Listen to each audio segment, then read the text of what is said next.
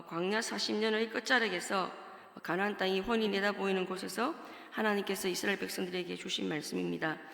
이제 불과 얼마 있지 않으면 그곳에 들어갈 시점이기 때문에 더욱 간절하고 절박한 마음으로 기록한 내용이라고 볼 수 있습니다.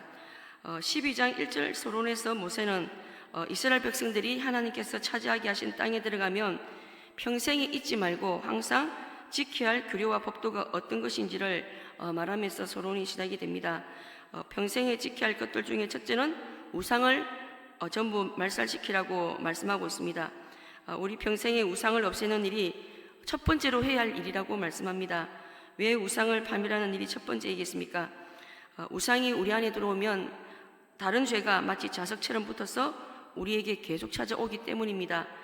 우상 숭배는 마귀에게 문을 열어주는 것이고 죄에게 문을 열어주는 것이기 때문입니다.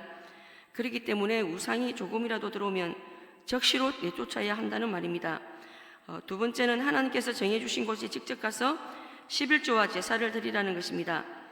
제사는 아무 곳에서나 내가 드리고 싶은 곳, 거리적으로 가까운 곳에서 하는 것이 아니라 하나님께서 자기 이름을 두시려고 택하신 곳에 직접 나가서 드려야 한다고 말씀합니다. 그리고 직접 가서 제사를 드리되 특별히 하나님께서 명령하신 희생 제물과 11조 선물을 다 가지고 가서 제사를 드리라고 말씀합니다. 이동 수단도 변변치 않고 길도 좋지 않은 시대에 이런 것을 다 가지고 가서 제사를 드리려면 정말 쉬운 일이 아닐 것입니다. 우리는 조금 평안해지면 가까운 곳에서 쉽게 예배를 드리고 하나님을 섬기려는 경향이 있습니다. 힘들고 어려울 때는 아무리 멀어도 하나님께서 정해주신 장소에 가서 은혜를 받으려고 합니다.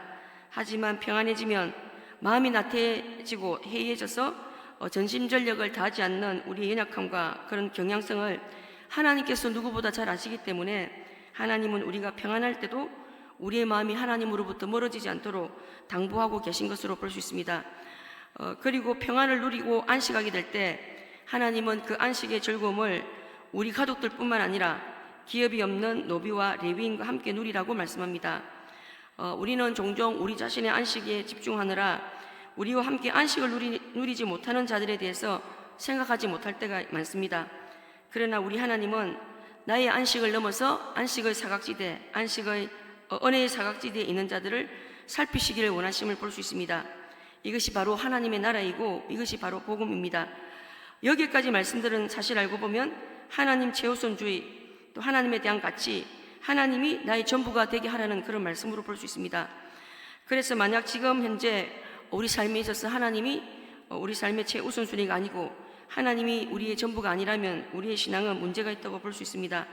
하나님 최우선주의, 하나님이 나의 전부가 되게 하는 삶은 예수님을 우리가 처음 믿었던 그 순간뿐만 아니라 우리의 평생 동안 지속되어야 하는 삶의 모습이라는 사실을 오늘 이 말씀은 말씀해주고 있습니다. 20절에서 32절의 말씀은 고기를 먹는 부분, 또 피를 먹는 부분, 또 멸망한 민족들의 자취를 밟지 말 것을 명령하십니다. 사실 고기에 관련된 부분은 12장 15절에서 16절에도 나와 있습니다. 그런데 계속해서 또다시 반복이 되는 것은 그만큼 중요하기 때문으로 볼 수 있습니다. 레위기 17장에 보면 성막에 바쳐지지 않은 고기는 먹지 못하도록 명하고 있습니다. 레위기 17장 1절에서 12절에 보면 제물용이든지 또 식용이든지 간에 모든 짐승은 반드시 회막으로 가지고 와서 그곳에서 잡도록 규정이 되어 있습니다.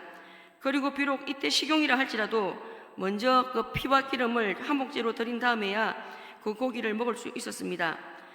사실 레위기의 이 규례는 회막을 중심으로 생활했던 이스라엘 백성들의 그 광야 시절에 주어진 규례입니다. 하지만 가나안 땅에 들어가게 되면서 각 지파별로 기업의 땅을 분배받고 또 분배된 땅이 흩어져서 정착생활을 하게 됩니다.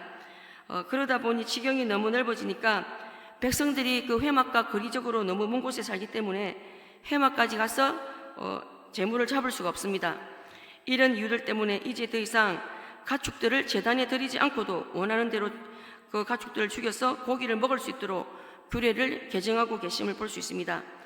고기를 먹는 규례가 개정이 된 것은 구약의 율법, 이 행위 언약이 신약에 와서 그리스도를 믿는 믿음, 은혜 언약으로 바뀌게 되는 성경의 계시 발전의 측면을 보여준다고 볼 수 있습니다. 그리고 우리 하나님은 융통성이 없고 고집스러운 분이 아니시라 사람들이 처한 환경과 상황에 대해서 세심한 배려와 관심을 가지고 계신 분이심을 잘 보여주고 계신 것입니다. 그리고 고기를 먹되 피는 먹지 못하도록 금하고 계심을 볼 수 있습니다. 하나님께서 피를 먹지 못하도록 금하신 이유가 무엇이겠습니까? 피는 바로 생명을 상징하기 때문입니다. 그리고 이 생명은 오직 하나님께만 속해 있기 때문에 하나님 외에 그 누구도 이 생명을 주장할 수가 없기 때문입니다. 그리고 그때 당시 피를 마시는 행위는 이교도의 풍습으로 그들은 제물을 잡아서 피를 마시면 자기들의 신들과 교통할 수 있다고 믿었기 때문에 하나님께서는 이스라엘 백성들이 그런 미신과 사악한 풍습들을 따르는 것을 금하셨다고 볼 수 있습니다. 그리고 피를 마시는 문제는 신약시대에 와서도 사도행전 15장 20절에 보면 예루살렘 공의에서 피를 먹는 것을 금하는 원칙이 각일이 됨을 볼 수 있습니다. 15장 20절 다만 우상의 더러운 것과 음행과 목매어 죽인 것과 피를 멀리하라고 편지하는 것이 옳으니 그리스도인에게는 먹어야 할 것과 먹지 말아야 할 것이 분명히 있다고 말씀하고 있습니다. 또한 가나안 땅에 들어가서는 멸망할 민족들의 자취를 밟지 말 것을 명령합니다. 30절 너는 스스로 삼가 내 앞에서 멸망할 그들의 자취를 밟아 올무에 걸리지 말라.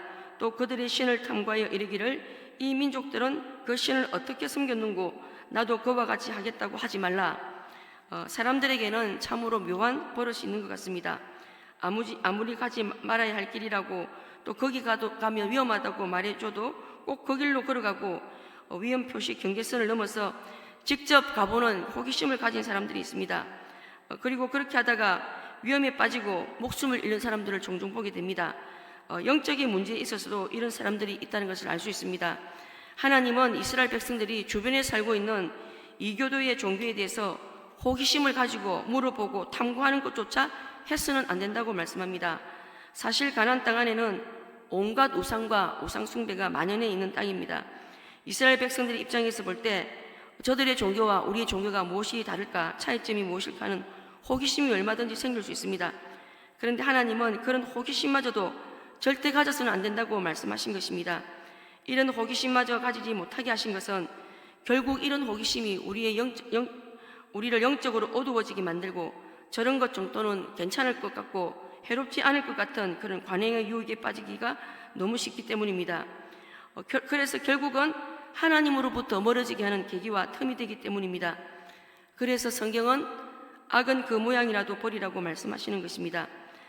그리고 다른 사람들이 망한 길 그 자취를 따라가면 나도 함께 망할 수밖에 없기 때문에 그들의 자취를 따라가지 말라고 말씀하시는 것입니다.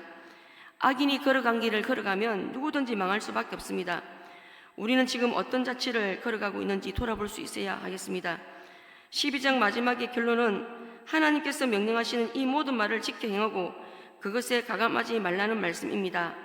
하나님의 명령에 무엇인가를 한 가지라도 빼는 것은 주님의 명령 주변에서 쉬운 방법을 찾는 것이고 또 그리고 하나님의 명령에 무엇인가를 더하는 것은 마치 더 종교적인 것처럼 들리지만 사실은 율법과 불필요한 조건으로 사람들을 짓누르고 억압할 가능성이 있습니다. 예수님 시대의 바리새인들은 안식일 계명에 여러 가지 제한들을 만들었습니다.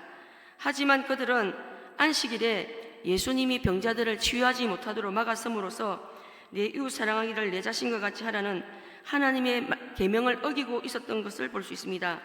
하나님께서 사람들에게 율법을 주신 것은 사람들에게 예수님을 가리키기 위해서 주신 것입니다. 그런데 율법을 실제보다 더 단순하게 만들거나 더 까다롭게 만드는 것은 하나님의 목적을 가로막고 사람들이 예수님을 더 분명하게 바라보는 것을 더 어렵게 만드는 방법이 될 수 있다는 사실을 우리는 놓치지 말아야겠습니다. 말씀을 맺겠습니다. 하나님께서 우리에게 주신 율법은 우리가 율법을 지키는 그 자체보다 율법을 지킴으로써 하나님이 우리 삶의 최우선과 전부가 되게 하시려는 목적이 있음을 기억해야겠습니다. 우리는 지금 악인의 망하는 길을 걸어가고 있지는 않는지 돌아보고 악은 호기심뿐만 아니라 그 모양이라도 버려야겠습니다. 하나님께서 오늘 우리에게 명령하신 부분에 대해서 우리가 스스로 쉬운 길을 택하기 위해 뭔가 한 가지를 뺀다든지 또 율법적인 성향 때문에 뭔가를 한 가지 더 추가함으로 사람들을 힘들게 만들고 말씀의 본질을 흐려서는 안 되겠습니다.